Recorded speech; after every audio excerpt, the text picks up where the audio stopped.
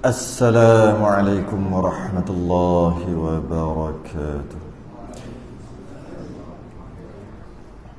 Innal hamdalillah nahmaduhu wa nasta'inuhu wa nastahdihi wa nastaghfiruh wa na'udzu billahi min shururi anfusina wa min sayyiati a'malina. Man yahdihillahu fala mudilla lahu wa man yudlil fala hadiya lahu. Asyhadu an la ilaha illallah wahdahu la syarika lahu wa asyhadu anna sayyidana Muhammadan 'abduhu wa rasuluh. Allahumma shalli wa sallim wa barik ala sayyidina Muhammadin al-Fatih lima ughliqa wal khatim lima sabaq nasiril haqqi bil haqq wal hadi ila siratikal mustaqim. Sallallahu alaihi wa ala alihi wa ashabihi haqqa qadrihi wa miqdarihi al-azim. Allahumma nawwir bil kitabi basari wa atliq bi lisani washrah bi sadri wasta'mil bihi jasadi bihawlik wa quwwatika fa innahu la hawla wa la quwwata illa bik. Subhanaka la ilma lana illa ma 'allamtana innaka antal alimul hakim wa la hawla wa la quwwata illa billahil aliyyil azim. Amma ba'du. Alhamdulillah, kita rafa'kan kesyukuran dan terima kasih kita Allah Ta'ala. Pada malam ini dapat kita sambung kitab Badrut Tamam yang membicarakan tentang perjalanan Nabi sallallahu alaihi wasallam. Pada muka surat 22 Jawi Rumi 38 kita membicarakan tentang masuk kita bahagian apa ni? Oh, ketika Nabi hijrah. Ketika Nabi hijrah kemudian singgah di ataupun duduk di Jabal Thur. Kemudian duduk di sana sehingga 3 hari. Dia hantar makanan oleh anak Sayyidina Abu Bakar As-Siddiq setiap malam. Anak dia yang kecil sebagai spy pergi dengar apa orang cerita, apa tu cerita kat ayah dia dekat Gua Thur. Yang mana Gua Thur tu tinggi. Saya pergi hari tu pun tak mampu nak naik. Tak tahulah macam mana budak ni boleh naik. Kemudian ditunggu tu sehingga 3 hari. Kemudian datanglah seorang apa dia panggil, penunjuk jalan pada Nabi. Dan berlakulah beberapa peristiwa, iaitu ketika Nabi masuk dalam Gua Thur tu, tumbuh pokok, burung merpati buat sarang, labah-labah buat sarang. Tu berlaku peristiwa yang kita dah bincang sebelum ni lah, bulan lepas. Bukan berlepas, tahun lepas. Tahun lepas.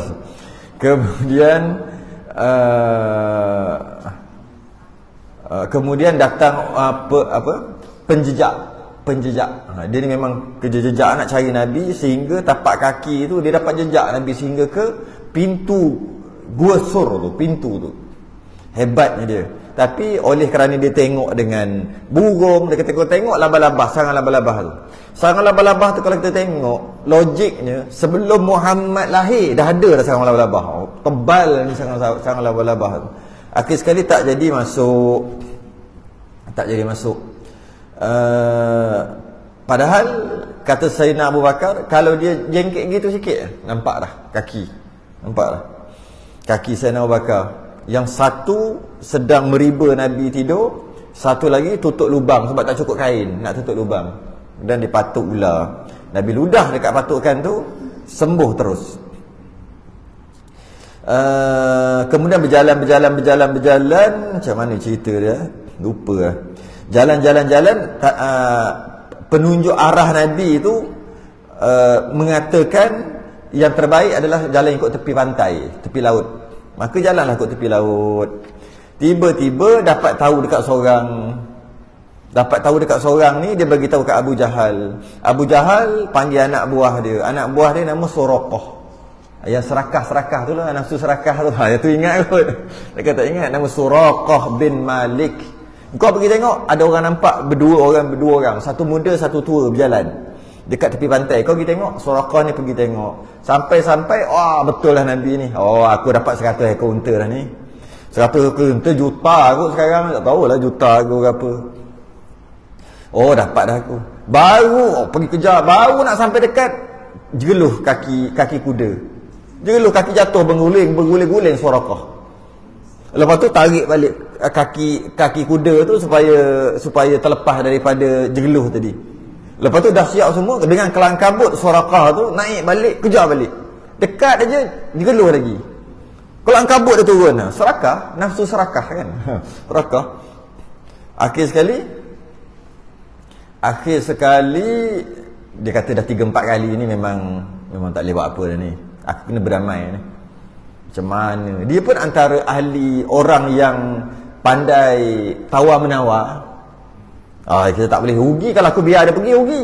Kalau aku dapat tangkap dia 100 ekor unta, nak tangkap apa? Baru dekat, jegeluh. Tiba-tiba, sedangkan pasir tu, bawah tu batu.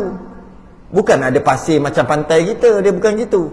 Waktu tu batu. Walaupun batu, kuda dia lari kat batu. Maksudnya pasir, tapi bawah pasir tu batu.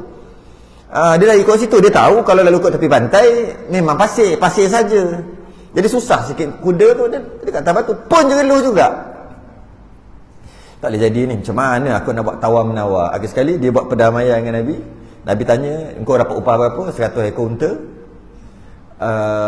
Dia kata, ni nilai engkau, aku boleh bagi lebih lagi. Kita buat perjanjian baru. Ni saya cerita ringkas je lah, sebab kita dah cerita sebelum ni. Apa dia? Aku bagi engkau mahkota Raja Rom. Kau nak tak? Mahkota Raja Rom. Bukan Raja Rom, Raja Parsi. Bukan Raja Rom, mahkota Raja Parsi. Kau nak tak? Waktu tu Parsi satu kerajaan yang kuat lah. Iran, Iraq waktu tu lah. Sebelum tu tak ada Iran-Iraq lagi. Dia sekali lah tu kerajaan. Kata, engkau pun jalan selai sepinggang, pakat-pakat duk kejar engkau, nak bagi aku pakaian kebesaran Raja Parsi konon. Kata Nabi, aku pernah bohong tak? Engkau kenal aku sejak kecil tak? Memang pun. Aku pernah tipu tak? Apa aku cakap, ada tak yang tak jadi? Tak ada. Lepas tu, kau tak percaya kenapa? Yalah. Akhir sekali dia patah balik, jumpa seorang kata, aku nak pergi sana nak cari Muhammad. Tak payah, aku baru lepas. Tak ada pun. Dia selamat, Suraqah. Akhir sekali habis cerita kat situ, Nabi pergi hijrah dan berjaya. Kemudian Suraqah dia masuk Islam. Ketika peperangan, ada satu peperangan, dia masuk Islam. Dan dia terlupa dah cerita tu, sehingga Nabi wafat. Sehingga zaman Sayyidina Umar Al-Khattab dapat menawan kerajaan Parsi. Nabi wafat lama lah, 10 tahun lebih, 10 tahun. Lebih kurang tu lah 10 tahun Nabi wafat lah. Tiba-tiba Sayyidina Umar kata, aku nak buat apa dengan mahkota? Ada mahkota Raja Parsi, nak buat apa? Kita masuk Baitul Mal kot. Dia tengok masa tu, masa tengok apa harta rampasan perang tu, ghanimah. Apa dia? Apa Suraqah? Itu barang aku yang punya. Tapi Suraqah dia ada buat perjanjian surat dengan Nabi. Masa Nabi kata aku nak bagi, dia kata cakap semua boleh cakap, kita buat surat. Maka Nabi pun buat surat. Nabi punya surat. Dia tulis surat tu hamba kepada Sayyidina Abu Bakar yang ada sekali. 4 orang ada hijrah dengan Nabi. Tulis dia buat keluar surat. Ni surat dia. Akhir sekali dapat kat Suraqah, pakai baju, ada katanya pakai mahkota Raja Parsi, pakai baju sekali, baju kebesaran macam raja tu. Cuma tak lama selepas tu Sayyidina Umar kata, bobo cukup lah, jangan pakai dah, pelik. Yalah, tu pakai yang kebesaran. Tapi memang kau punya. Lepas tu dia tak pakai dah.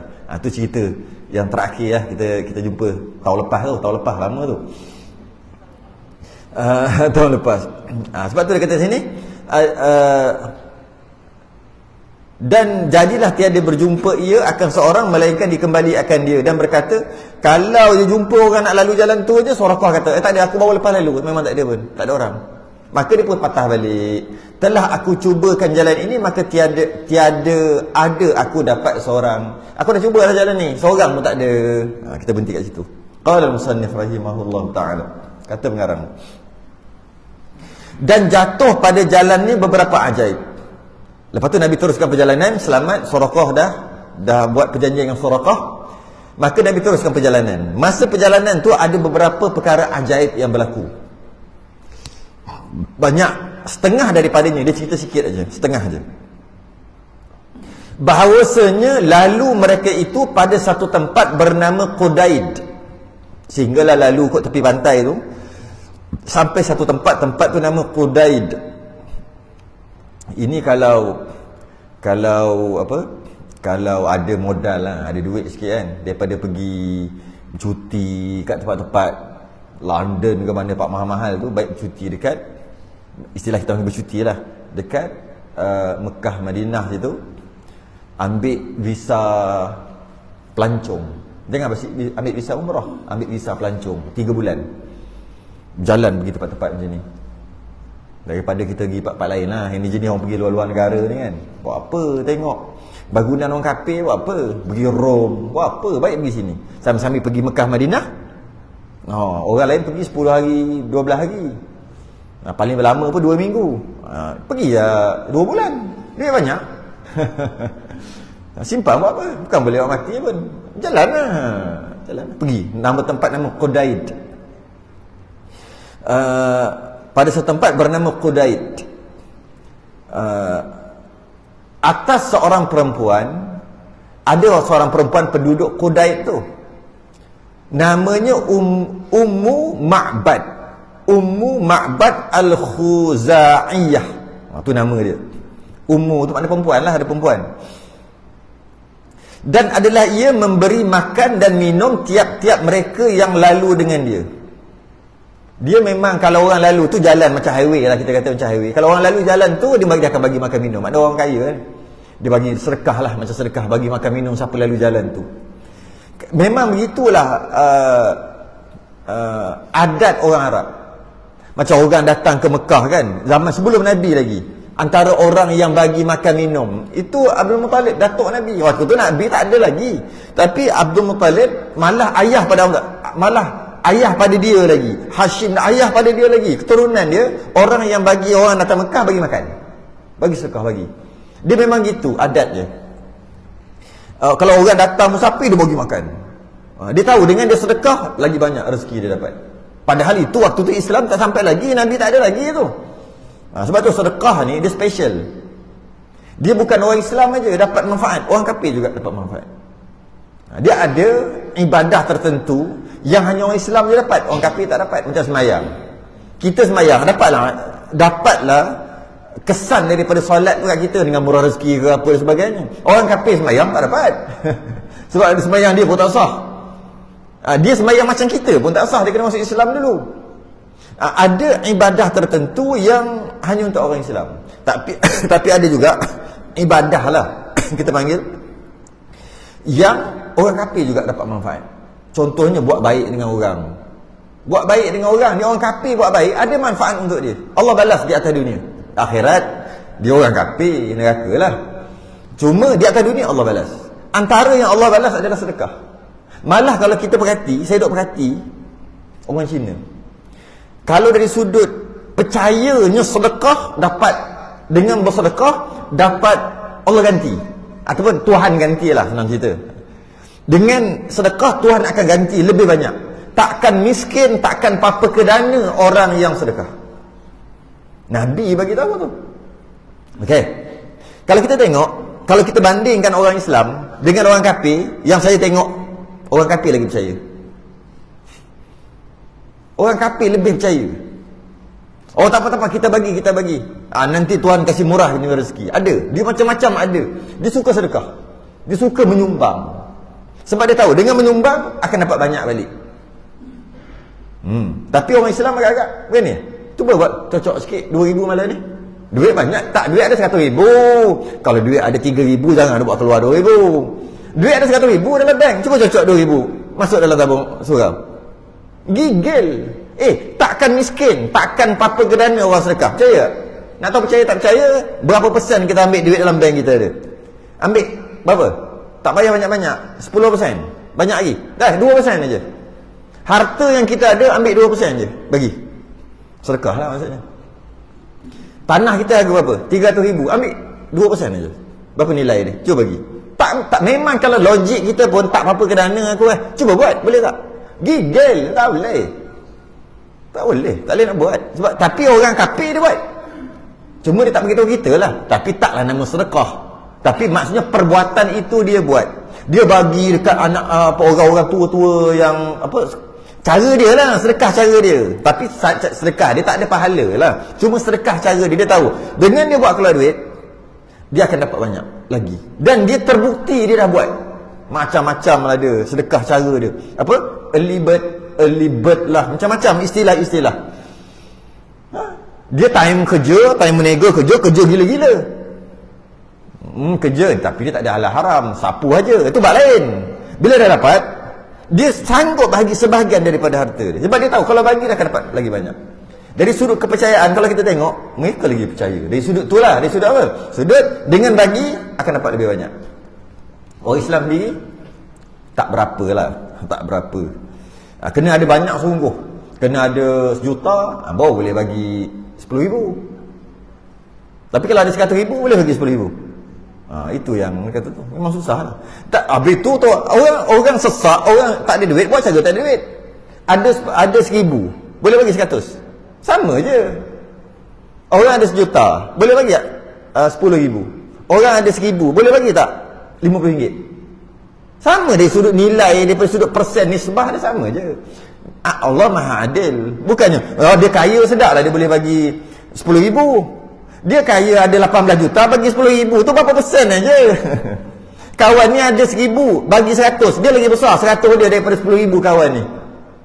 Dia bukan tengok berapa nilai yang kita keluar, tidak. Dia tengok berapa persen yang kita keluar daripada harta kita. Ini tidak, kita tengok dia sedap, bagi 100 juta, 100 juta. Dia ada 1 bilion. Lagi besar, seorang ni gaji 1,000, dia boleh bagi kat masjid RM50 sebulan. Lagi besar dia punya RM50 daripada juta orang kawan ni. Dia tengok, bukan tengok nilai, tapi kita tengok nilai. Itu silap kita.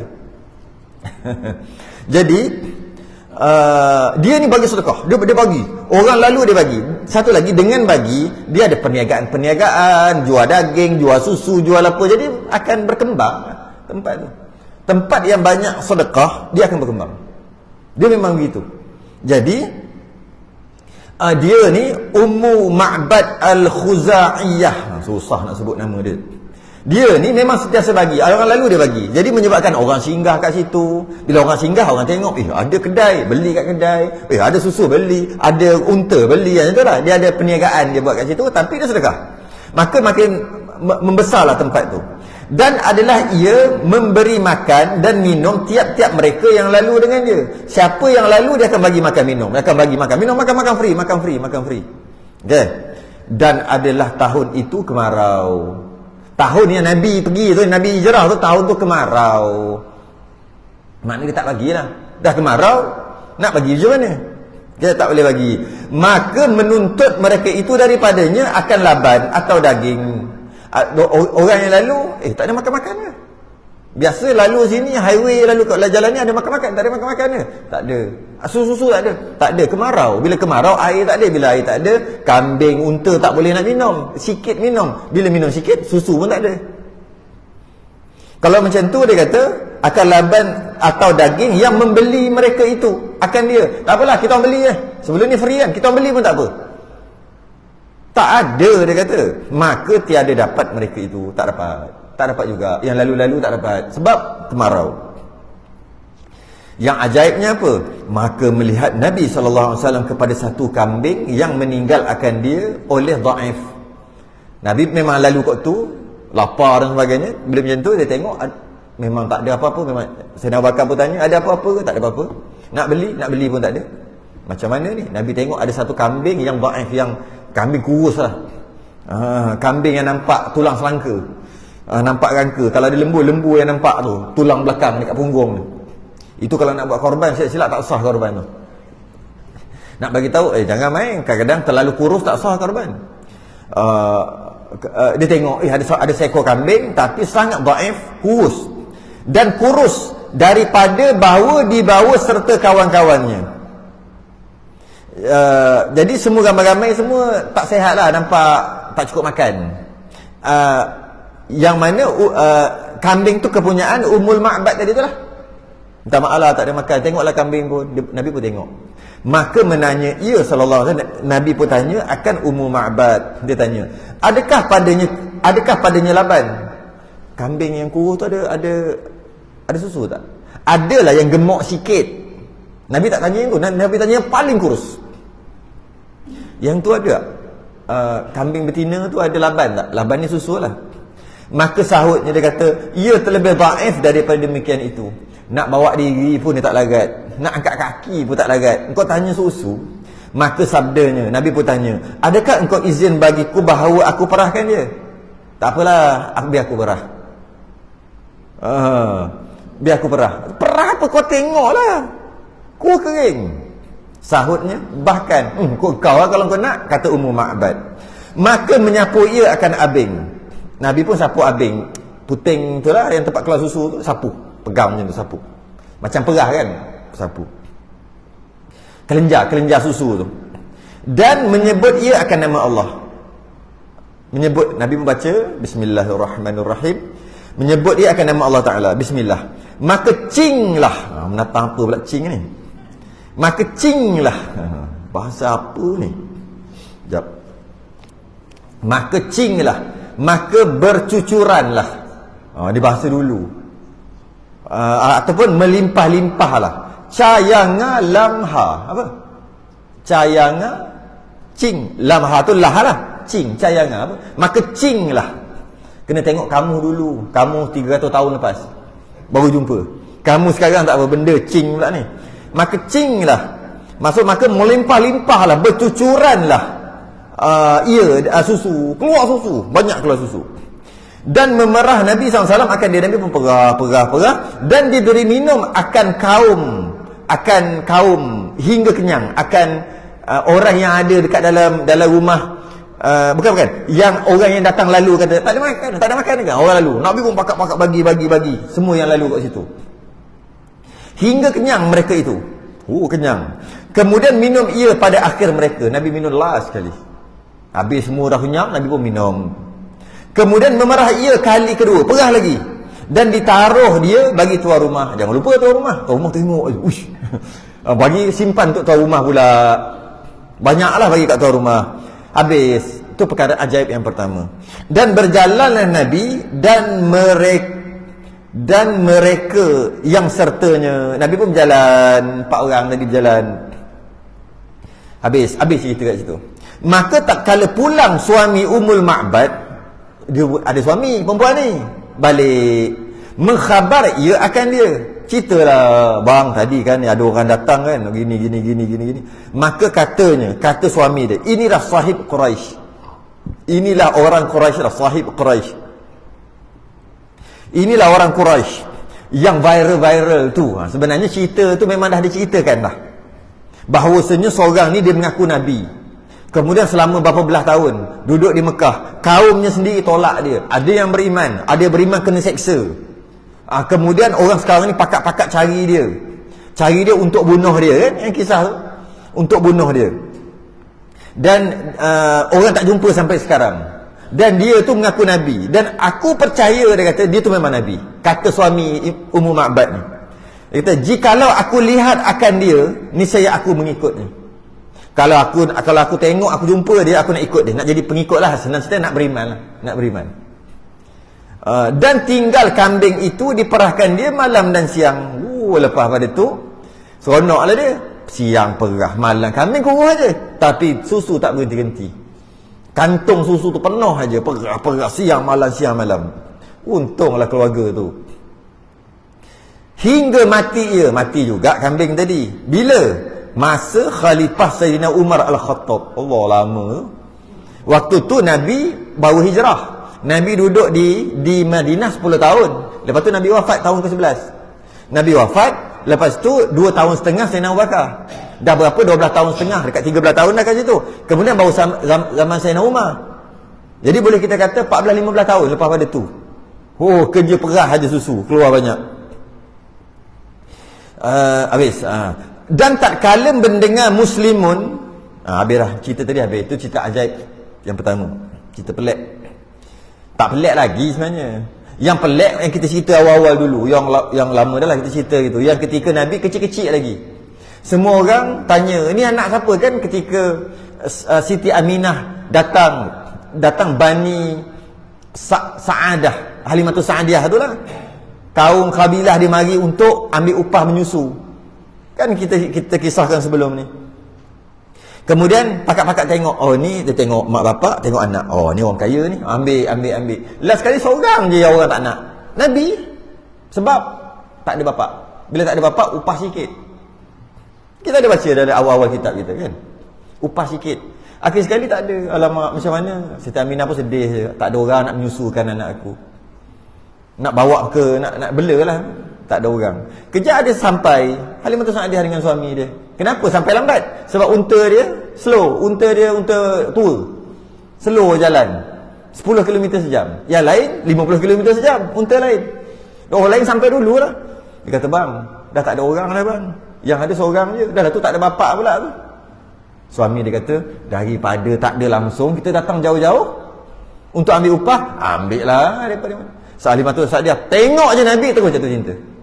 Tadi orang semua tak tengok Nabi sebab terbungkus. Tengok je, oh tak kira lah. Yang ini tak ada upah pun tak apa. Lawanya Nabi tu. Ambil.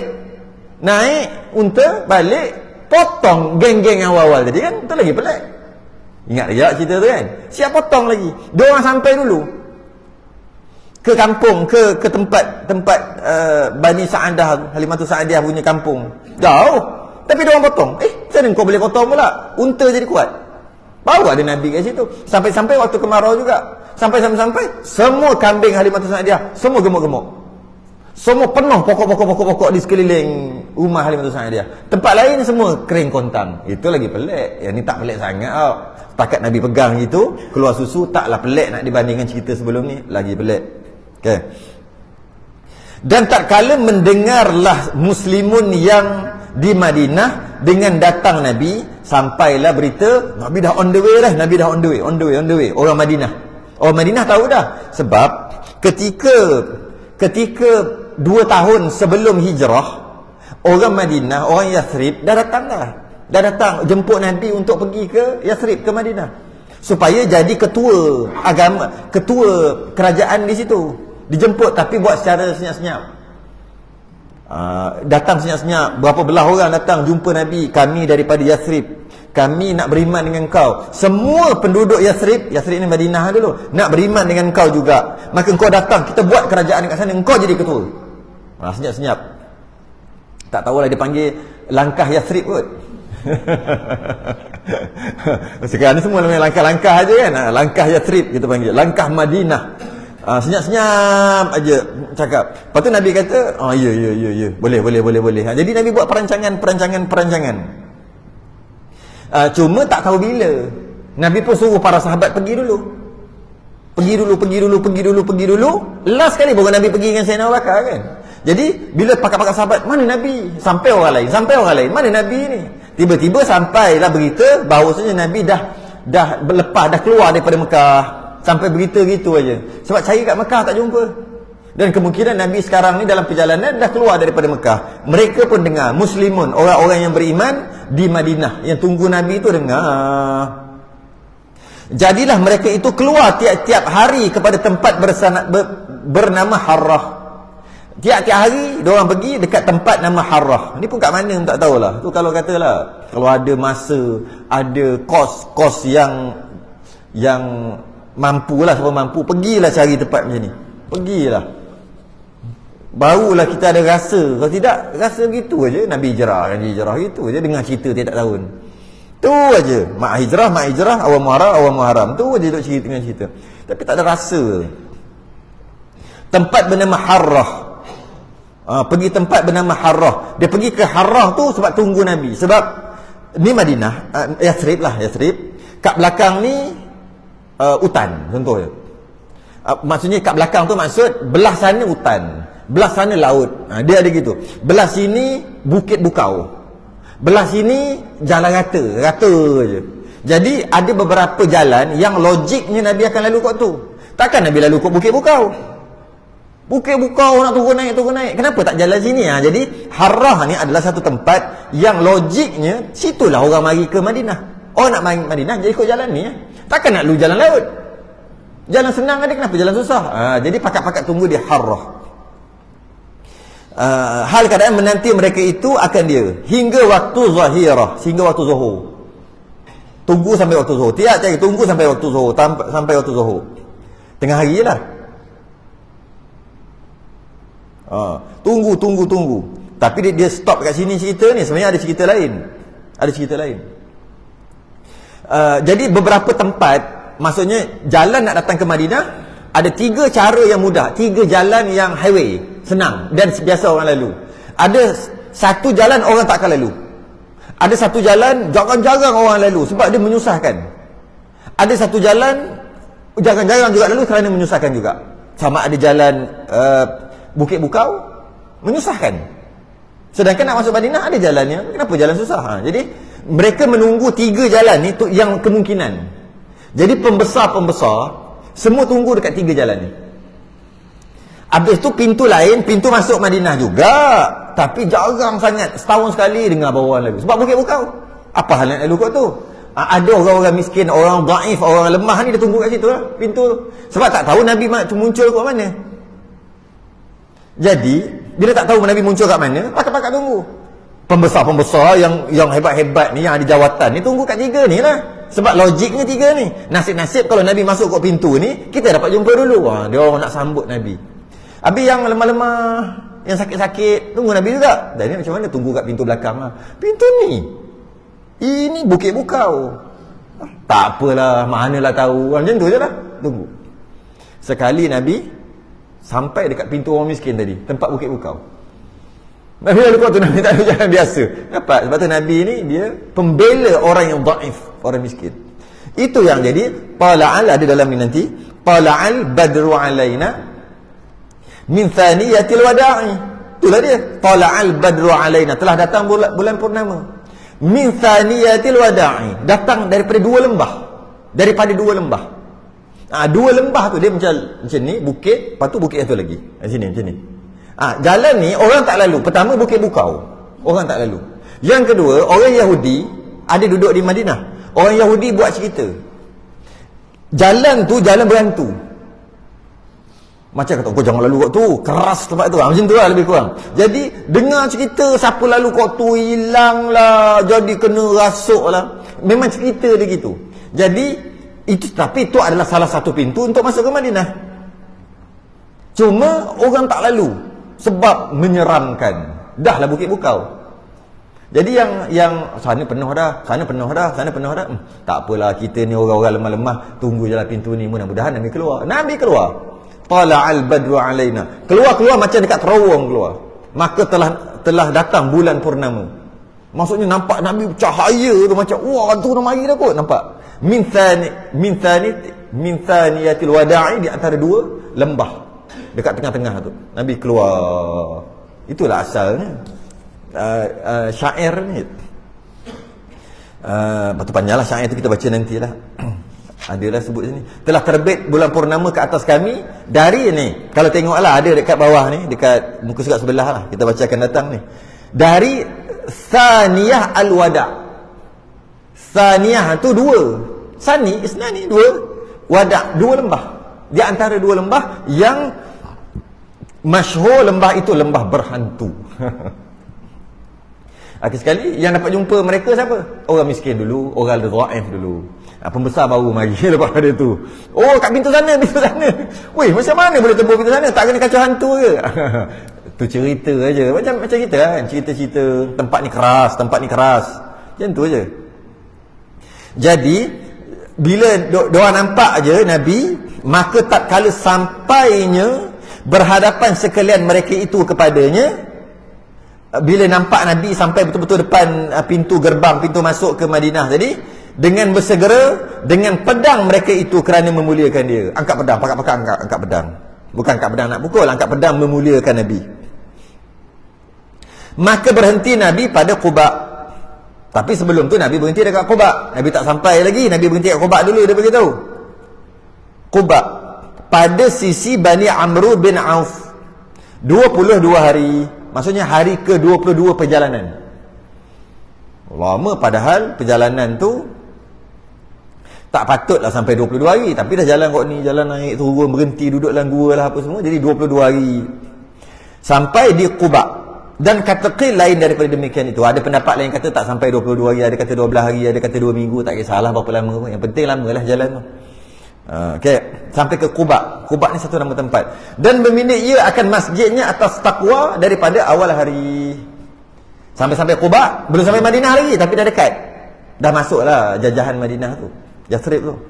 Buatlah masjid atas dasar takwa. Maksud buat masjid dekat situ. Saya sempat pergilah Masjid Quba. Baru ni saya sempat pergi. Buat masjid kat situ. Bukan buat apa, nak kena buat cari simen, cari batu-bata. Tak, pacak-pacak gitu je.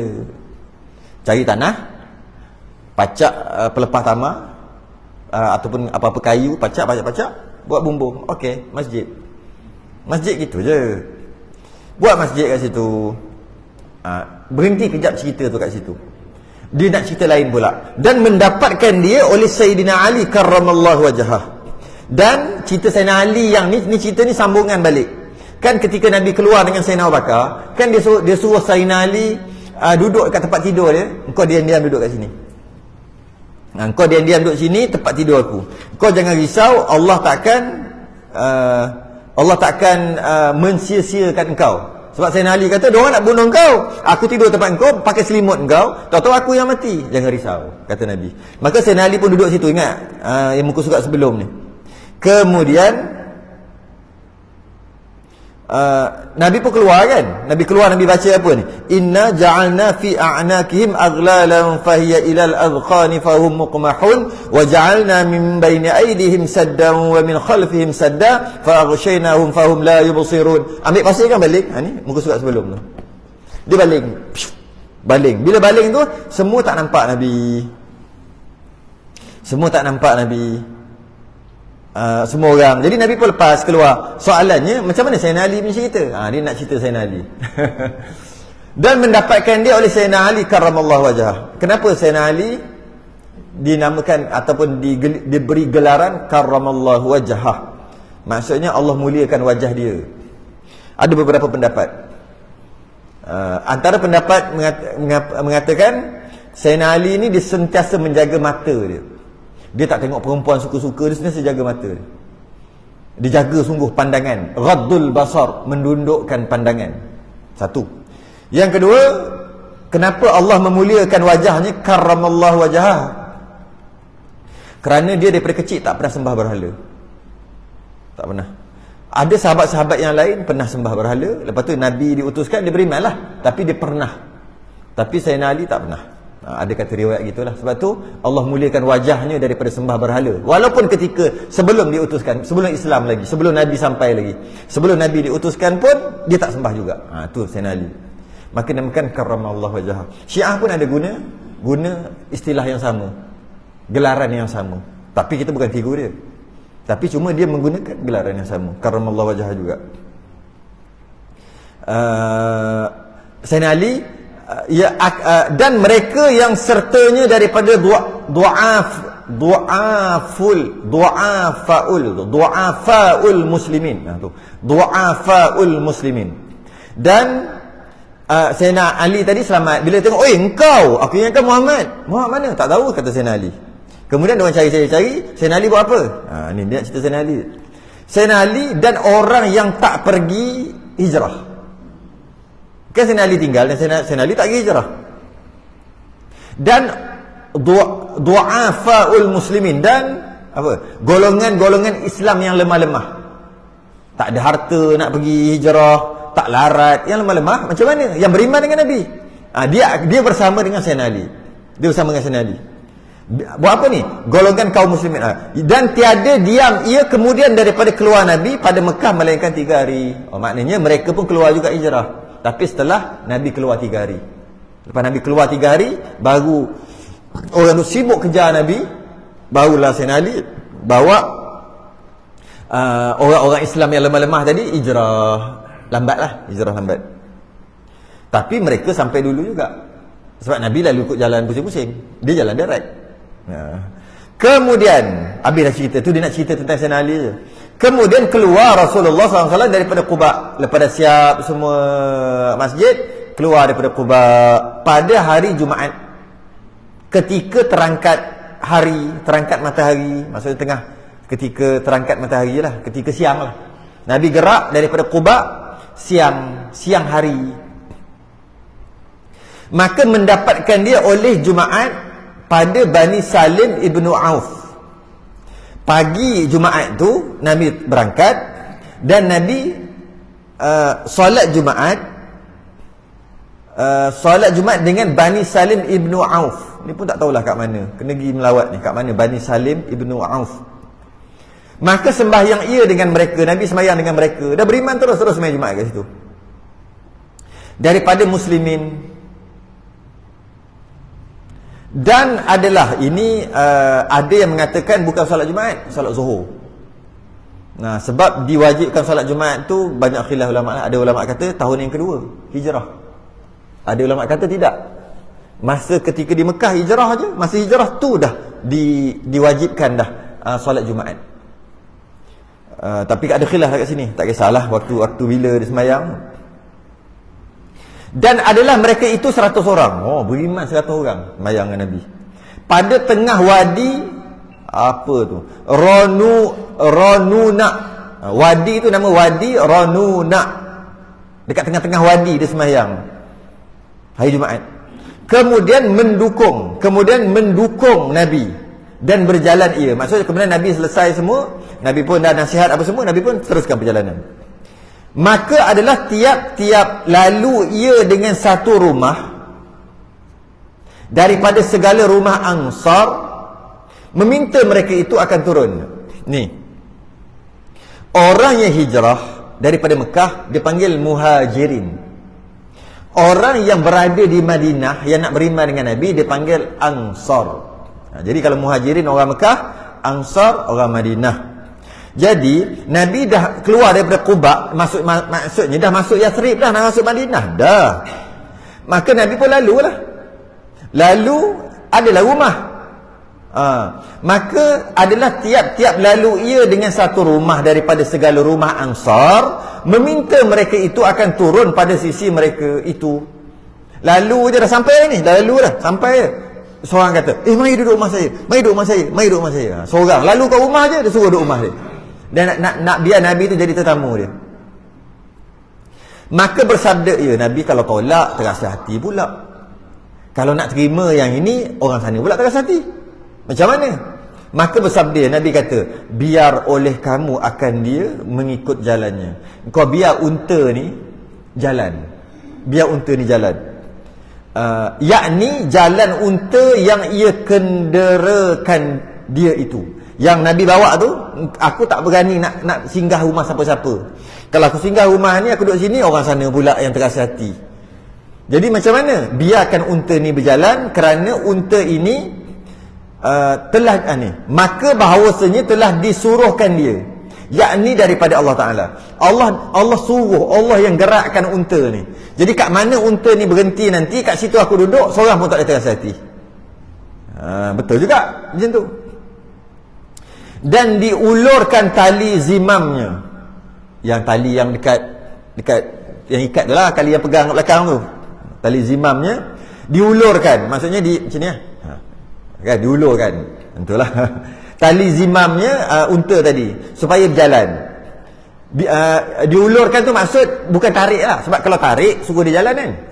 Ini ulurkan, maksudnya tak tarik, biar je, biar dia jatuh gitu aja. Maknanya dia jalan sendiri. Kalau tarik, nanti orang kata Nabi tarik, lepas tu Nabi longgarkan, maknanya Nabi tak adil lah, macam tu pula. Nabi pun longgarkan, maksudnya biar letak macam tu je. Tengok dia berjalan, dia berhenti kat mana, kat situ aku nak duduk. Itu maksud diulurkan tali zimamnya. Diulurkan tali zimamnya. Maka berkekalan berjalan unta itu pun. Jalan unta tu jalan. Tunggulah unta tu berhenti hingga terum ni apa pula? Tarawaumim. Terum ni unta nak duduk. Siapa biasa tengok unta duduk macam ni? Dia bukan macam kucing, dia bukan macam anjing duduk ke, macam kambing ke, bukan. Dia turunkan kaki dia patah pula, dia bengkok kaki kan kat depan dia, Lepas tu bau kaki belakang, tonggeng belakang. Lepas tu bau kaki belakang pula. Kan kaki dia panjang gitu. Kalau dia duduk macam tu, terus terbalik lah. Itulah nama terum. Itulah dia terum. Berkekala hingga unta itu hingga terum, hingga unta tu jatuhkan tangan ataupun kaki depan dia jatuh. Bila jatuh maknanya nak duduk. Bila macam tu maknanya nak suruh Nabi turun. Sehingga terum. Ia pada tempat pintu masjid. Dia berhenti kat pintu masjid. Dia pun jatuhkan kaki dia. Okey. Kemudian berdiri, berpusing ia padahal Nabi di atasnya. Duduk macam tu dia pusing, pusing gitu. Maknanya nak bagi tahu masjid tempat pertama singgah. Yang pertama, yang kedua pula nak tidur rumah siapa ni, nak duduk rumah siapa, nak jadi tetamu siapa. Maka dengan dalam keadaan tangan dia kaki depan dia dua-dua duduk bawah tu dia pusing kat belakang, pusing gitu. Padahal Nabi di atasnya, padahal Nabi ada di atas tu. Hingga terum ia pada pintu, sehingga terum dia tadi, kaki dia patah tadi, bengkokkan kaki dia tadi, sehingga berpusing-pusing sehingga pada pintu Abu Ayyub. Dia seolah-olah jatuhkan kaki, lepas tu pusing macam tu lah. Lepas tu berhenti, macam gasing gitu. Lepas tu berhenti, menghala ke mana? Rumah tu lah. Macam tu unta tu buat. Rumah siapa? Pada pintu Abi Ayyub Al-Ansari, penghulu Bani An-Najjar. Penghulu Bani Najjar adalah kabilah kat situ yang duduk dekat Yathrib tu. Dia nama Abi Ayyub, dia penghulu, ketua Bani Najjar. Segala rupa-rupanya segala bapa muda ni pakcik lah. Bapa muda, bapa saudara, pihak ibu bagi Abdul Muttalib. Maknanya saudara Nabi juga. Abdul Muttalib ada ibu. Ada Abdul Muttalib, ada mak. Ni keluarga mak Abdul Muttalib. Abdul Muttalib ni datuk Nabi kan. Jadi maknanya keluarga juga dari situ. Bani Najjar. Kemudian berdiri berpusing ia. Berpusing lagi. Dan terum ia. Masih lagi duduk dalam keadaan terum. Pada tempat terumnya yang pertama. Maksudnya pergi sampai ke masjid balik. Dia punya pusing tadi. Mula pusing ke masjid. Maknanya singgah masjid lah dulu. Lepas tu pusing ke rumah Abu Ayyub Ansari. Nabi tahulah kat situ. Kemudian pusing balik ke masjid. Pusing. Macam gasing.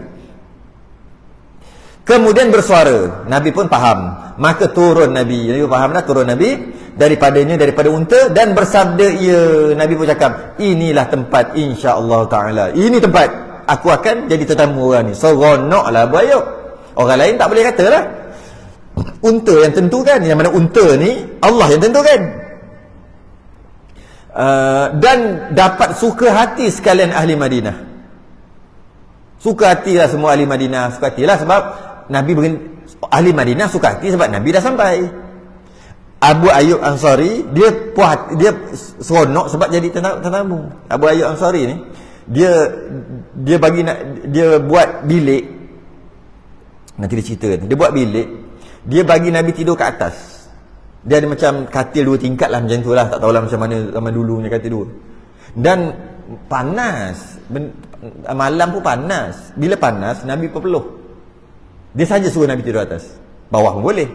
Tapi dia suruh Nabi tidur atas sebagai memuliakan. Nabi peluh. Bila Nabi peluh, titik dia ambil. Tak. Peluh Nabi. Buat apa tau? Buat minyak wangi. Buat perfume. Bukan pakai minyak peluh aja, campur dengan minyak lain. Macam buat ibu minyak wangi tu. Campur, dia wangi. Tu kata, memanglah Nabi ni, qul innama ana basyarum mithlukum. Aku macam kamu, kata Nabi. Tapi tak sama. Jenis spesies je sama, jenis spesies manusia. Nabi spesies macam kita manusia, ada tangan, ada kaki, ada mata, berkahwin, ada anak sebagainya. Itu dari sudut tu sama. Tapi Nabi yuha, terima wahyu. Nak terima wahyu dia kena suci zahir batin. Dia tak boleh ada najis dekat badan dia. Nabi kalau buang air kecil, buang air besar, dia tak keluar tai, dia tak keluar air kencing, tak bau hancing. Nabi sebab yang keluar tu bukan najis, dia panggil fudalat. Kita keluar najis, Nabi keluar fudalat, dia panggil fudalat. Darah Nabi ada sahabat minum. Ui, peliknya, hanya itu darah kita. Nabi tak sama. Betul kata kadang-kadang ada Ummu Aiman minum air kencing Nabi. Kita air kencing. Memang air kencing kita hancing.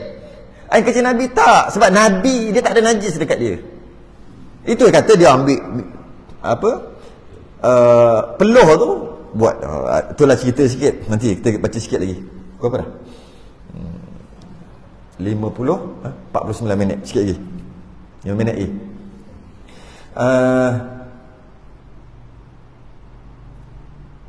Sampai inilah tempatnya. Suka hatilah. Semua orang suka hati.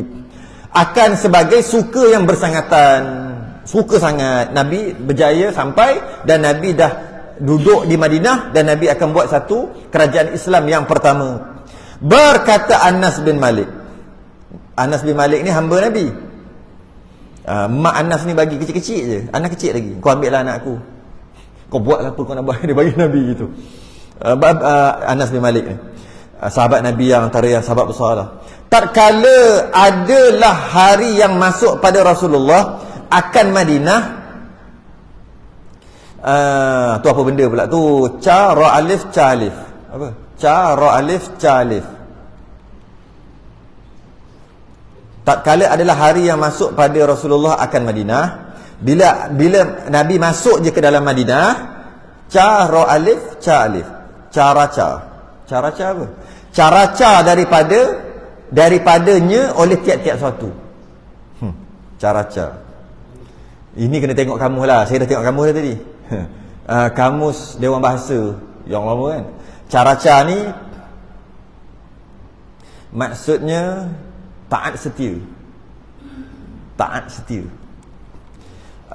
Dengan maksud lalu masuk je Madinah, pakat-pakat jumpa Nabi, menyampaikan taat setia. Aku nak beriman, aku jangan risau, aku beriman, aku tu taat setia. Bai'ah lah. Daripadanya oleh tiap-tiap satu, tiap-tiap seorang, semua orang Madinah beriman dengan Nabi. Dan naik oleh segala perempuan yang di dalam tirai-tirai ke atas sutuh. Sutuh pula. Apa benda sutuh? Sin ta waw ha. Sin ta waw ha. Ha pedas. Perempuan-perempuan yang duduk dalam tirai, perempuan dalam rumah lah maksudnya, dalam tirai-tirai tu maksud dalam rumah, dalam bilik, pakat-pakat ke atas sutuh. Sutuh ni kalau bangunan atas sekali, yang straight tu, yang rata tu, yang kalau ada kadang-kadang ada gambar helikopter tu kan, tu benda tu. Kalau masjid dia akan ada menara. Dululah masjid dulu ada menara dia straight sampai atas sekali, dia ada rata. Anak letak speaker semua kat situ tu, ayah rata tu dia panggil sutuh. Ataupun rumah-rumah orang kaya ni tingkat 3 dia tak ada bumbung, straight aja. Sambil dia nak petang-petang nak minum-minum duduk atas kan. Itu panggil sutuh. Itulah sutuh. Jadi sutuh ni bahasa Arab. Jadi anak-anak dara ataupun perempuan-perempuan yang duduk dalam tirai-tirai, duduk dalam bilik, perempuan duduk dalam bilik ya, duduk dalam. Bila Nabi lalu pakat-pakat naik paling atas rumah dia, duduk atas sutuh tu. Macam tengok macam tu kan. Macam tu lah. Pokok-pokok penuh dekat atas rumah. Atas lah. Pokok tengok, tu Nabi lalu macam tu. Kita dapat bayang suasana tu macam mana. Yang lain, yang lelaki semua menyampaikan taat setia. Taat setia dengan Nabi. Perempuan-perempuan semua naik ke atas, bintai. Oh ni Nabi. Oh bintai. Macam tu lah. Tak kala datangnya. Dan berkata mereka itu akan beberapa bait ini. Tala'al badru alaina min thaniyatil wada'i wajaba syukru alaina ma da'a lillahi da'i ayyuhal mab'uthu fina ji'ta bil amril muta'i. Dan terbitlah bulan purnama ke atas kami dari thaniyatil wada'. Dari lembah, di antara dua lembah lah. Maka wajiblah kami bersyukur selama orang yang berdoa memanjatkan doa kepada Allah. Wahai Nabi yang diutuskan kepada kami, engkau datang dengan membawa perintah yang wajib ditaati. Kita baca banyak kali dah. Oh benda tahu tak? Tala'al badru. Oh benda tahu. Ini yang cerita dia. Kita biasalah ceritalah, bukan main. Dan adalah duduknya pada rumah Abi Ayyub. Dia duduk kat rumah Abi Ayyub lah. Kemudian maka membina ia akan 2 hujrah. Hujrah pula ha, jim, ra, ha. Hujrah ni bilik. Maka bila Nabi kata nak duduk, maka dia buatlah bilik. di luar tu lah, buatlah bilik untuk Nabi. Tapi tengah ada buat, dalam renovation nak buat, belum siap lagi. Sementara tu duduklah rumah Abi Ayyub Al-Ansari. Dia buat 2 bilik. Kenapa 2 bilik? Bagi 2 isterinya, Saudah dan Aisyah. Waktu tu ada 2 isteri, Saudah dan Aisyah. Jadi buatlah 2 bilik, 2 kamar, macam tu lah. Tapi masih lagi dalam renovation. Baru Nabi cakap takkan tunggu siap, tengah renovation lah ni. Sementara tu duduk rumah Abu Ayyub dan membina ia akan masjid. Dan Nabi pun buat masjid Nabawi itulah. Nabi buat masjid. Nabi mendirikan Masjid Nabawi itu. Dan dijadikan atapnya dengan pelepah tama. Atap pelepah tama je. Dan dijadikan dengan segala tiangnya beberapa batang tama. Batang tama je jadi tiang. Dengan atap ada. Dan dijadikan tingginya seperdirian. Tingginya seperdirian. Berapa kaki? 6 kaki, 7 kaki gitu. Satu orang berdiri. Tinggi tu je. Dan dijadikan kiblatnya kepada Baitul Maqdis. Ketika awal-awal hijrah, malah ketika Nabi terima sembahyang, sebelum hijrah sekalipun, menghadap semua di Baitul Maqdis, bukan menghadap di Kaabah. Sehingga Nabi hijrah pun masih lagi menghadap di Baitul Maqdis. Sehinggalah lebih kurang setahun macam tu bukan 2 tahun kot, lebih kurang tu Nabi tu akhir sekali turunlah ayat qad nara taqalluba wajhika fis sama' falanwalliyannaka qiblatan tardaha fawalli wajhaka syataral masjidil haram, maka menghadaplah kamu ke Masjidil Haram. Barulah berpusing menghadap. Kemudian orang pun kata benda orang Yahudi kat situ lah, orang Yahudi Madinah, apalah kejap kiblat sini, kejap kiblat sini, apalah. Maka turun ayat sayaqulu sufa'u minan nasi ma wallahu, sampai habis lah. Bodoh orang yang cakap gitu. Dia pun bodoh kata orang Yahudi tu. Sebab mana-mana arah pun semua milik Allah. Tak ada masalah pun nak tukar-tukar. Surah Baqarah tu. Itu juzuk yang kedua. Buat pakai tiang tama aje. Dan orang penuh lah dalam tu. Penuh lah dalam tu. Masa tu menghadap Baitul Maqdis, orang ramai sembahyang. Penuh orang sembahyang. Orang yang beriman semua pakai sembahyang. Padahal tiang tama, pelepah, pakai daun-daun gitu aje buat bumbung. Kita aircon, kipas lagi, aircon lagi, kapet lagi. Tak mari lagi, tak tahu nak cakap, nak jawab macam mana kat Nabi dengan para sahabat. Tengok para sahabat datang Allah, duduk atas pasir. Itu yang ada badui kencing tu, kencing dalam masjid. Ya, akan ada kisah badui kencing dalam masjid. Sebab apa? Pasir itu aja ada tiang. Tinggi pula satu lah, tinggi. Angkat tangan dah kena sampai dah. Lampu tak ada malam. Penuh masjid. Kita penuh macam-macam ada. Jawablah nanti. Dipersoalkan. Akan dipertanggungjawabkan nanti. Wa amma bi ni'mati rabbika fahaddits. Baca beribu kali dah. Wa amma bi ni'matika, dan sesungguhnya nikmat yang Allah bagi,